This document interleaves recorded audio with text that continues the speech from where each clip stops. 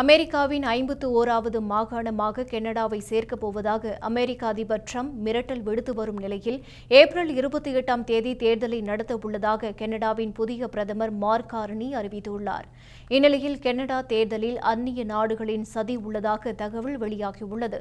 இதுகுறித்து கனடா உளவுத்துறை வெளியிட்டுள்ள அறிக்கையில், சீனா, இந்தியா, ரஷ்யா, பாகிஸ்தான் ஆகிய நாடுகள் கனடா தேர்தலில் தலையிட முயற்சிக்க வாய்ப்புள்ளது.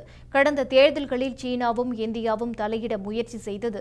ஆனால் அவர்களின் தலையீட்டால் எந்த பாதிப்பும் இல்லை. இந்த தேர்தலில் AI தொழில்நுட்பத்தை பயன்படுத்த வாய்ப்புள்ளது. கனடாவின் ஜனநாயகத்தில் தலையிடும் நோக்கத்தை இந்திய அரசாங்கம் கொண்டுள்ளது என்று குற்றம் சாட்டியுள்ளது. வெளிநாட்டு தலையீட்டு நடவடிக்கையால் தேர்தல் முடிவுகளில் பாதிப்பை ஏற்படுத்துவது கடினம். எனினும் அச்சுறுத்தல் நடவடிக்கைகள் கனடாவின் ஜனநாயகத்தின் மீதான மக்களின் நம்பிக்கையை சிதைத்துவிடும் என்று கனடாவின் உளவுத்துறை எச்சரித்துள்ளது. அமெரிக்காவின் அதிபர் தேர்தலில் இந்தியா தலையிட்டதாக அமெரிக்க பத்திரிகைகள் கூறிய நிலையில், தற்போது கனடா தேர்தலில் இந்தியா தலையிடுவதாக அந்நாட்டின் உளவுத்துறையும் கூறியுள்ளது. முன்னதாக காலிஸ்தானி பிரிவினை தீவிரவாதிகளுக்கு ஆதரவாக நடந்ததாக கனடா முன்னாள் பிரதமர் ஜஸ்டின் ட்ரூடோ மீது இந்தியா பகிரங்கமாக குற்றம் சாட்டியிருந்தது.